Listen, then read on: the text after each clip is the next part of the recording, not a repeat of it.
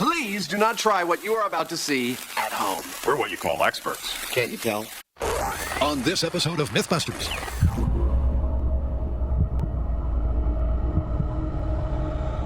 This is just wrong. This is terrifying. The team feels the fear and doubles the danger for two crazy commercial myths. I'm gonna need some psychotherapy after this. First, Adam and Jamie are at the end of their tethers. Are you kidding? This is a hobby? Holy Testing if you could bop for an apple He did it! in the midst of a 100-foot bungee jump. What did I get myself into? Then Carrie, Tori, and Grant get some serious air, taking on an ad that serves up sky-high sport. But can you play tennis This is scary. I'm not gonna lie. on the wing of a plane in flight? Are the MythBusters Adam Savage I got the chicken! and Jamie Heineman. I'm ready. Between them, more than 30 years of special effects experience, together with Grant Imahara, Start to come! Carrie Byron, and Tori Belaci. Let's start this car! They don't just tell the myths, Bye-bye. they put them to the test.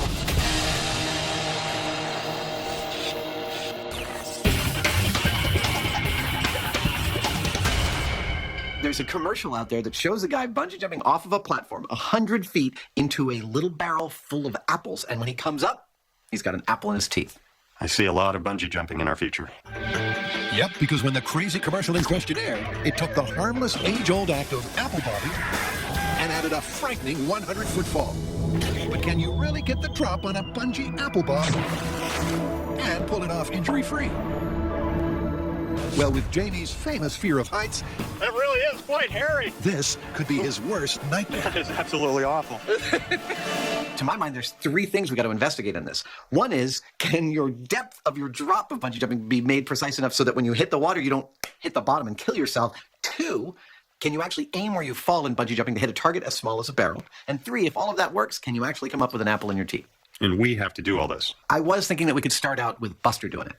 Well, better Buster than me. Yeah, that's what I was thinking. So to test this bungee bob, it's off to Cunningham Pool in Vallejo, California. To conduct this experiment, we're going to need a few key ingredients. First and foremost are apples and a barrel to put them in. We've chosen a fairly large one. A crane to do our dropping from, and a bungee basket. It is from this platform 100 feet in the air that all of our bungee drops will happen from. But before the MythBusters start jumping, firstly, they're bringing in a fall guy. We need a Buster who can stand on his own, a rigid Buster who weighs as much as we do, but can actually stand up so he can drop consistently. And so meet Buster's latest incarnation, Bungee Buster. He's made out of PVC plumbing parts. They'll be all glued together and filled with sand and water to achieve the correct weight. He'll serve as our analog for our initial testing. Now that Buster is rigid enough to hold the correct fall posture, Okay. With the harness in hand, that's about 196. That's our target weight for everything. he'll need to weigh exactly what Jamie does. And there we go. We're right at 195. Everything is going just as planned. So with their fall guy complete, it's time to test part one of this myth. Excellent. Can our bungee experts tune Buster's fall so that when he hits the water, he won't hit the bottom of the barrel? If I had hazard a guess, I'd say Jamie's in the basket now, probably complaining about the height. He doesn't like them. Oh, man. I hate heights. This is terrifying. In 3, 2, 1. Yeah! That was beautiful. A perfect touch. With a maximum depth of just 18 inches, that was a perfect drop for a bob. The question is it always that easy? In 3, 2, 1. Come on, baby. Oh, that was perfect. Yeah. Fantastic. 2 in a row. Absolutely the same. We've got our mark. Buster did really, really well, and our bungee experts really can dial him in so that he drops at the same spot every single time. I really think it's time for us to jump, and by us, I mean you first. Don't get me wrong. When I do it, I'm going to hate it just as much. So now that Buster has proven that the depth is repeatable and safe, it's time to try it with a much more human analog. Do you ever have people barf when they're at the very end because of all the food in their stomach just wants to come straight back out? Just about everything. Well, I guess this is the whole rig. I'm all trussed up like a pig and ready to go to slaughter. Or something like that. This is one ride the Beret can't come on, and Jamie has the long trip to 100 feet to contemplate what he's about to do. How you feeling? As good as I'll ever feel. That's all we can ask, right? Yeah, this is just one thing to do. Right, you want to kind of stiffen the chest out a little bit. There you go. Hands behind you, and I got you. Okay. You're ready. There you go. Just put your hand on your butt. This is just wrong. Okay, I'm going to have you lean out just a little bit, and then we'll go into the countdown. Are you ready? Yeah. Okay, I'm going to have you lean out. I got you. Here we go. 5, 4, 3, 2, 1. Next, the team is on the ball for a high-flying stunt. So like Adam and Jamie's myth, our next myth is also about flying, but it's flying with a twist. See, a top-ranked tennis pro plays a match with his wingman. Okay, I know what you're talking about. I've seen this video. It's where they're playing tennis on the wing of a plane while it's in flight. Right, they're both strapped to the wings, the plane takes off, and then they start volleying the ball back and forth, despite how fast the plane is going. This commercial elevates the game of tennis to 5,000 feet as Novak Djokovic and his partner rally across a wing. But is this just an advertising flight of fancy, or could you really play a high-altitude Grand Slam? Okay, so what this myth really boils down to is, can you actually have a tennis rally on the wing of a plane in flight with winds rushing past you at 35 miles an hour? Wait, why only 35 miles an hour? Well, I did a little research, and it turns out the plane in the clip is an Antonov AN-2, which is capable of flying at speeds as low as 35. Wow. All we need to do now is learn how to wing walk. You guys played tennis before, right? No. Looks like this one just got a little harder. Tennis lessons? So before takeoff, first things first, they've got to get the team match ready. So we've come to UC Berkeley to get a couple tennis lessons from their head coach, Peter Wright. Because let's face it, just because you put us in these outfits does not mean we know how to play at all. We are seriously going to need some help here. Well, Carrie and Grant may be tennis first-timers. Okay, remember, firm wrist, out in front a little bit. Firm wrist, out in front. Good, good, there we go. This is it. Yeah. And Tori hasn't played since high school. Tori's a natural. Look at this guy. Good, out there in front, nice and firm in the wrist. Beautiful. But with a little expert guidance from their coach, Hey, we're not sucking as bad as I thought we were going to. Okay. they soon get into the swing. This is no problem. Who's that Djokovic guy? We're able to volley consistently, but unfortunately, that's not the whole story, because this tennis match happens on the wing of a plane in flight. It's a calm, clear day, and we're volleying fine, but that is more like volleying in a storm. Instant storm. All right, so this is how it's going to work. We have our fans over here that are going to simulate our headwind. We're going to start at 15 miles an hour and then amp it up. You guys ready? At 15 miles per hour, it's clear that the wind is affecting the trajectory of the ball. Bring it up to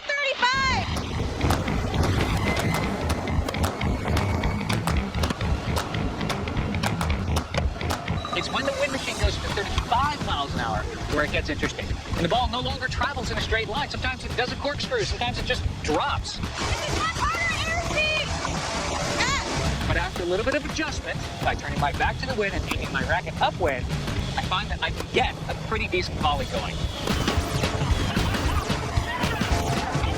So yes, it's difficult, very difficult, but not impossible. The team was able to volley in winds of 35 miles per hour, which means this myth is cleared for takeoff. Now all we have to do is learn to wing walk. That should be a piece of cake.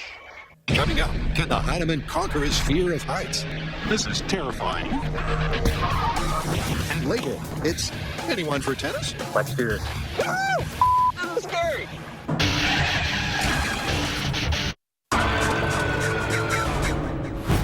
Jamie Heineman hates heights. I hate heights.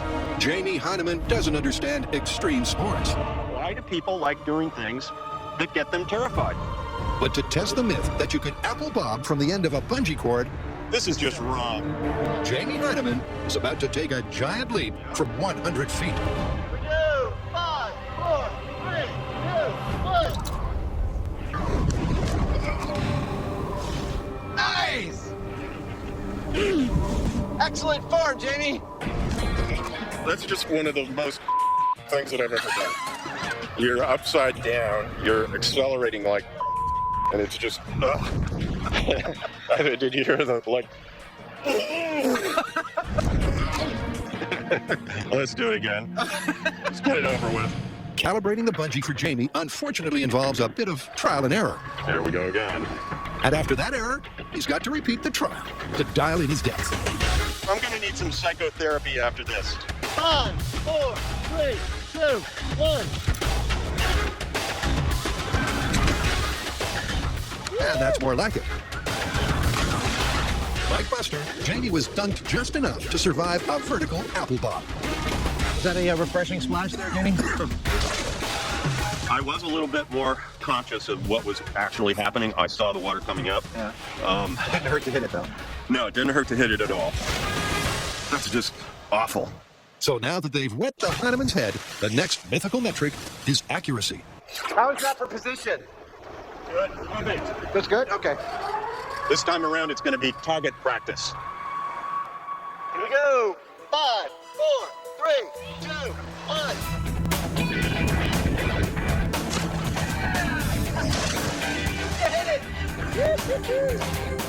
Despite the fact Jamie had very little control over his fall, he still dunked his dome inside the stand-in barrel.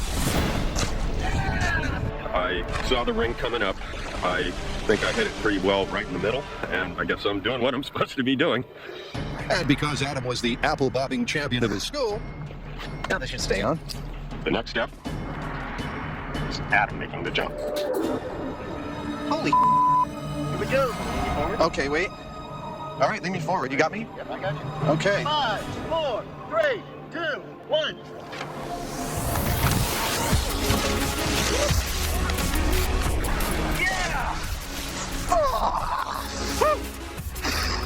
I'd like to go home now. being his first try, My face hit the middle of the barrel. Doesn't get any sweeter than that. Oh, man. If I never do that again, it's way too soon. Yeah, you're just going to have to bleep it because that's real. well, now that they've got the depth and accuracy sorted, how do they like them apples?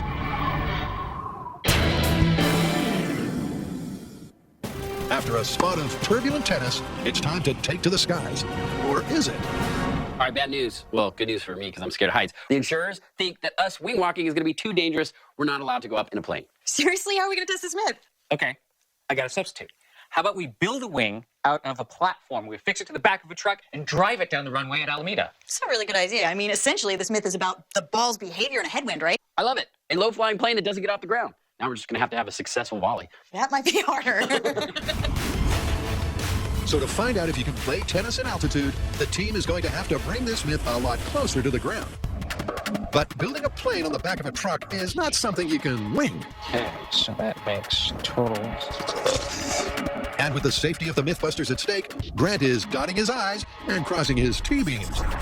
And his final design has a 40-foot wing and a 15-foot tower, along with a network of supports that'll keep this fixed wing firmly in place on the back of the truck. So now that we've built our wing and we've got the measurements of the actual truck we're going to use, it's time to build the thing that connects the two, which I call the tower. That's quite a thing. It's got a lot of cross members and supports. But without all those things, the people on the wing would be flapping up and down several inches, making it not only very dangerous, but also damn near impossible to play tennis. The tower and supports are super heavy duty to brace the wing. Good thing this thing doesn't have to fly.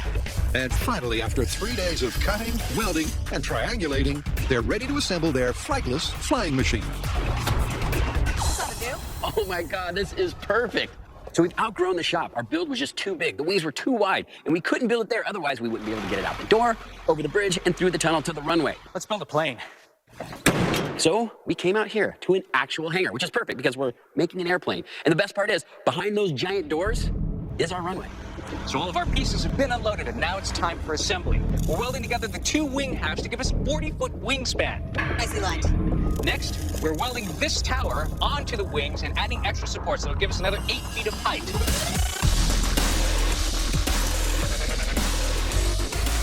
And after we're done with that, we flip it all over and put it on top of this big-ass truck.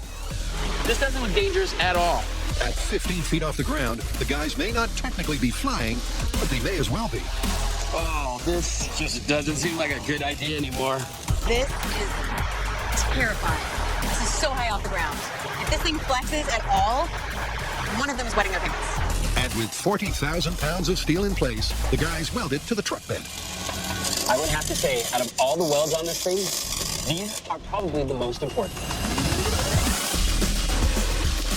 Yeah! There you go, like a glove. Perfect. Just like we planned it. All right, so our makeshift airplane is finally complete. We've got a 40-foot wingspan that is supported by about 4,000 pounds of steel and cabling. It should be very sturdy. We have our safety rigs in place so the boys will be safe. We have an anemometer strapped up there so that we can get precision wind speeds. It's completely supported by a turbo diesel tow truck. Now all we got to do is try it out on the runway.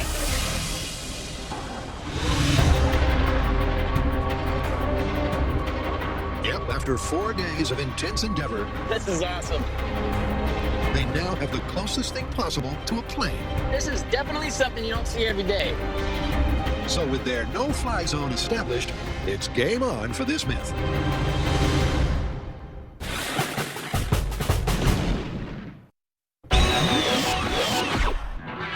The MythBusters are at the end of their rope, testing if you can bob for an apple on a bungee cord. So now we've got our height and our weight dialed in to where our heads are penetrating the water just a few inches. And we've also nailed the accuracy. So now it's time to bring in the hard part, which is biting onto one of these, or more accurately, one of these, because this might break your teeth or your nose. We don't know yet. So these foam ones, we'll see how we do with those first. So what do you think? You ready to go for an apple? I'll be quite honest with you. I don't need to stand on the ceremony to tell you that is pretty much the most unpleasant thing I have ever done. You want to take this one home? I thought I was off the hook, but hey, you know, if you really don't want to do it, I'm getting used to it. I'll deal with it. Thank you, sir. Jamie's taking this one for the team. Target's in place. Our Heineman's getting himself rigged up. And all we need to do is fill our barrel with some apples. But wrapping his jaws around an apple in the blink of an eye isn't going to be easy. How are you feeling? Horrible. 3, 2, 1.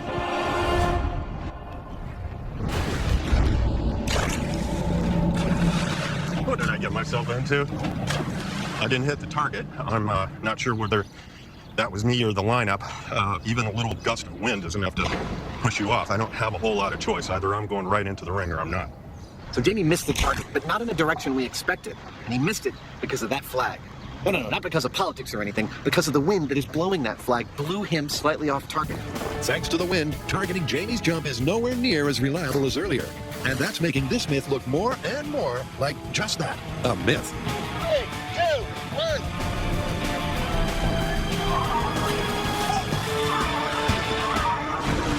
Where's your apple? There's no apple in your face. I bit something and I pulled it up. No? Apparently it was water. I bit the ring. Oh, you bit the ring. Yep, they don't call it apple bobbing for no reason. All of the apples bobbed out of the path of Jamie's jaws, so he bit down on the only thing not moving. I was like, I'm not leaving here without something. I'm biting down on something. And I It's did. the funniest thing I've ever seen. The title of this is We Almost Caught a Heineman. So after a day of jump after jump after jump, Jamie's ready to call it. Every time I tried, it was like the stress equivalent of having an automobile crash. And I was desperate to get that apple, but no matter how hard I tried, I couldn't do it. I'm going to call it busted. Busted. But it's not the end of the line for this myth yet.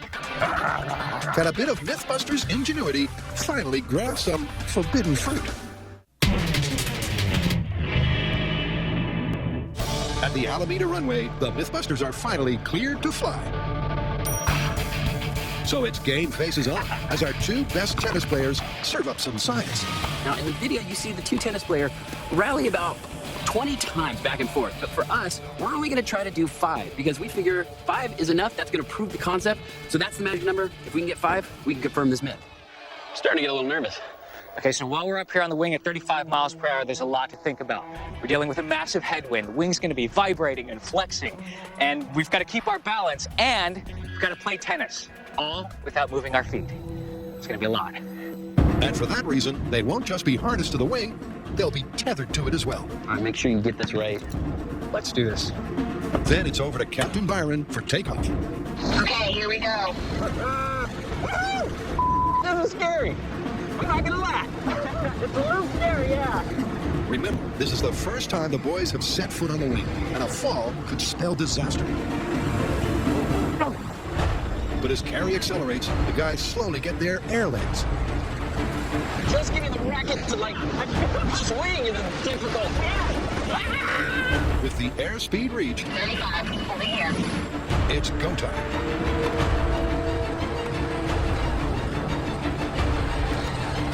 And almost immediately, it's clear that rallying up here is a whole different ballgame. The wind, coupled with the bounce and the danger, is making this a lot harder than their earlier fan test. I don't know if we returned one ball to each other. I think we did one. Okay. We need to get at least 5 in order for this to be confirmed. All right, well, seeing as this is the first time we've ever tried this, I think 1 out of 1,000 is okay. We're gonna do better this time. Ready? Ready? The second time around, it's silence on the court as Tori and Grant concentrate hard on hitting the ball.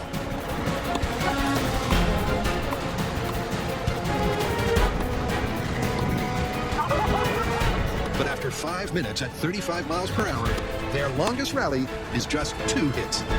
I felt like we were getting close there. We're still pretty off from making this confirmed or busted. Hi. How was it? Yeah, you know what? I give up. I mean, the guys in this video were world-class tennis experts. I've had 1 lesson. That was really hard. The ball does such crazy things. It's hard to swing your racket, but I think it is possible. And bear in mind, the guy who was in the commercial, Novak Djokovic, is one of the top-rated players, if not the top-rated player in the world. I'm not him, unfortunately. I think we need somebody better than me. So to give this myth a fighting chance, they're swapping rookie Imahara for tennis pro Tyler Brown. Now, Tori's a pretty good tennis player, but Tyler's a pro, so hopefully this will up our tennis game. We're gonna throw them both back up onto the wing and try this test again. Did you ever think in your wildest that tennis would lead you to this? Not in my lifetime. 35!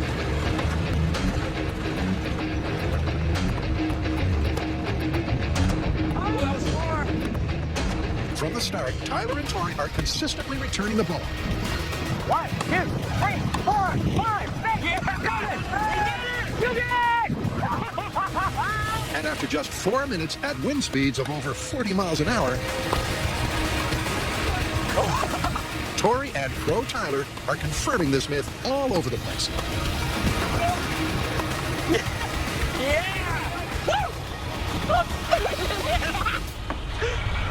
That was great! Well, I think we can confirm this. I mean, even in the strongest winds, we were still able to keep the rally going. Yeah, on your best rally, I counted 12. Yeah, we got into this rhythm and it was just like bam, bam, bam. I think it's confirmed. I think it's confirmed. Well, there's one more thing I want to do. Now that you proved you can do it at this distance, I think we need to extend you out further onto the wing and look a little more like the video. That sounds terrifying, but I think we should go for it. Yeah! After the break, I think they have a lot simpler rigs for taking the top of your head off in surgery. Do not try what you are about to see at home. We're what you call experts. And we have advisors to keep us safe. this crazy commercial caper is busted.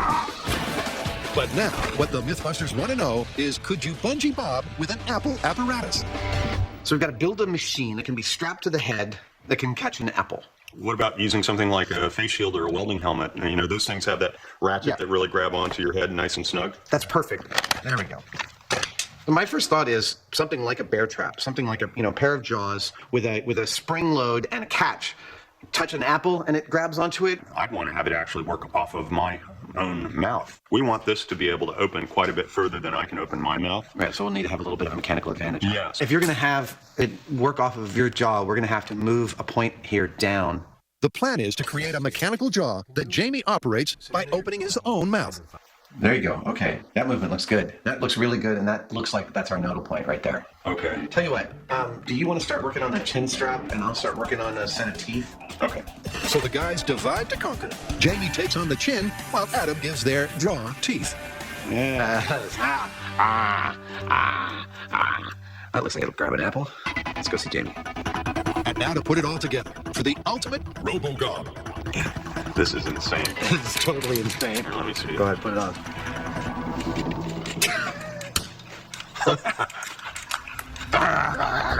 Let's try it out. Their device has got a bigger mouth than Jamie and even Adam. But will it work upside down and underwater? That's not bad. Cool. Well, let's fill the tub and put some apples in it. Go ahead. To test it, the guys have rigged up a down-home apple bobbing bungee. Okay, man. 3, 2, 1, go. Go. Go. Go. Go. 2, 1, go. Hey! He did it! Okay, now let me down. Beautiful. Let him go. It is possible. That's their first successful bob so far, and it's clear that their device has the kind of jaws that this stunt needs. At Alameda, Tori and Tyler are spreading their wings. So far, to my surprise, this myth is going really, really well. I mean, we got the plane, we got the proper wind speed, we've got the boys actually having a really good rally up on the wing because Tori's upped his game with a pro. Yeah! Get it! Now, before you criticize the fact that they're a little too close together and it doesn't look entirely like the video, we're going to address that. We're pushing them out to the outer edges. Sorry, there's no At 32 feet apart, Tori and Tyler will be more exposed. A little bouncier this time, that's for sure. So can they still rally in wind speeds of 35 miles per hour as the wing flexes and bounces beneath them? Tyler, you ready? Yep. Wait, why'd you shake your head when you said yes? Because I'm scared. Once again, Captain Byron slowly accelerates the trial. 25! 30! 35! But way out on the wing, for Tori and Tyler, every crack in the tarmac is magnified. There's a lot more bounce the further out that we are. That's causing us to panic when there's a huge bump and we're like, forget the ball, I'm not gonna die. Not only that, the wind is starting to pick up, which is making it a lot more difficult to place the ball. I'm noticing that I'm having to hit a lot further into the wind, so that way it will blow back into the other player. Attempt 1 didn't result in a 5-hit rally, but for attempt 2, they're switching ends. We just need to hit it 5 times. This time, Tyler is hitting into the wind. 25 miles per hour!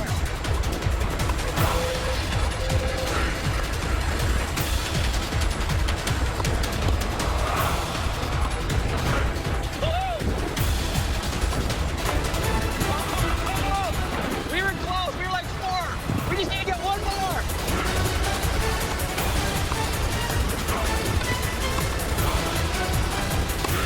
We did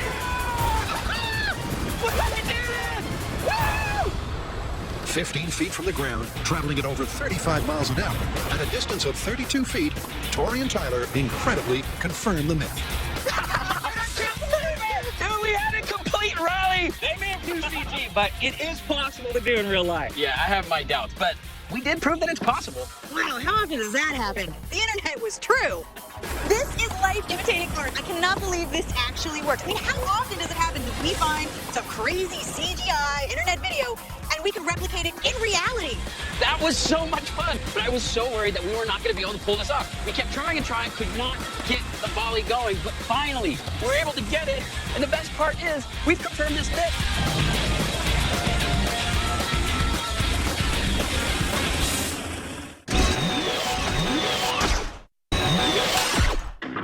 Before the MythBusters perfected their RoboGob, Go! Adam first took a turn at the vertical apple bob, unaided. All right, stop. I kept on bouncing an apple off my lips as wide as I could open. I'm not getting any push on it. They're just gonna move away unless you had a really big mouth. I just want to point out that I was the apple bobbing champion of my 4th, 5th, and 6th grade class, but only because I was always willing to go to the bottom of the barrel to get purchase on it and pull it out triumphantly. But grabbing it off the top of the surface of the water, it's just not going to happen. Hello. We have been bobbing for apples from the end of a bungee cord. And so far, we've determined that bungee jumping is a process that can be made precise enough to hit both a perfect and safe depth and a perfect XY coordinate like a barrel. But we have been unsuccessful in catching an apple with our teeth from said barrel. So, Jamie and I have built a mechanical mouth, which we have bolted to Jamie's head. And any minute now, he is going to make the final leap and attempt to catch an apple in his quote-unquote teeth. Yep, the unassisted apple bob is busted. But can the Heineman, now half man, half machine, snatch the apple from the jaws of defeat? I gotta say, I'm not looking forward to this. Even after doing that jump a half dozen times, I'm like dreading it. I mean, it's over in just a fraction of a second, but it's just awful. I think they have a lot simpler rigs for taking the top of your head off in surgery. On top of that, I have to wear this thing, which is not unlike some sort of torture device. And then if I don't get it the first time, I'm going to have to just keep doing it until I get it. Yep, there's only one way to test their apple bobbing jaws. And unfortunately for Jamie, that way is down. Man, this is awful. All right, Jamie, whenever you're ready, let's make apple bobbing history. Okay, you got me? I got you. Leaning out. Okay. Here we go. 3, 2, 1. A new day means the cord has to warm up. And that, along with the wind, is not good news for the Heinemann. So I wasn't in line and I didn't quite reach, right? Yep, and if you cycle quickly, you should reach, and they're going to move the target slightly to where you were actually landing because the wind's picked up. I want to go home. Jimmy's first attempt at bobbing for apples with a mechanical mouth didn't work. It wasn't a failure. The bungee cords didn't go long enough. Cycling quickly should take care of that. And the target was a little off because the wind has picked up. So we're going to move it about 18 inches that way. And hopefully this is the last dive Yester ever do. Ever. Well, I think we can safely say that Jamie hopes that too. Yeah, I tell you what, I've got to get it on this one, or that's it. I've had enough. It's all too weird. The tension is building. It's starting to get to me. Jamie's fear of heights is trumping the desire to replicate the circumstances. So this will be his final bite of the apple. All right, Jamie, whenever you're ready. Tell me, the wind has gusted. You got a strong east wind right now at the flag. What do you think? I think we can get this done. Okay. I'm going to have you lean out. We're going to go for it. Okay. Okay, here we go. 5, 4, 3, 2, 1.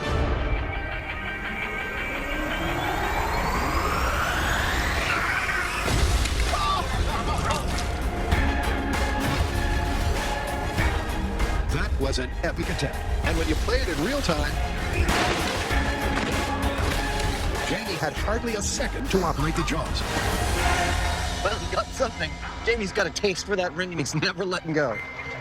How you feeling, Captain? In theory, this thing could grab an apple, but how many times am I going to have to do it to get it right? And I'm up there, and it's just all too weird. You know what it is? I mean, look at me. I know. I'm As if it's upside not down. bad enough, you I'm got just struck like, to your head. oh, what's happening? Let me out of here. That's it. We'll call it. Bobbing for apples is busted. Bobbing the what would it take rig on your head. Maybe, maybe not. Who cares? I'm going home. We're done. In a final analysis, Jamie performed like a champion. He made the dive. He made many, many, many dives. He hit the target perfectly, except the wind had twisted him around, and instead of an apple, he got a ring. But we are calling it there. We have found the Heinemann's limit. We've found the Savage's limit. It would have been your limit too. This myth is totally busted. You cannot bob for apples from the end of a bungee cord. Well, that's it. You got anything clever to say for the walk off into the sunset?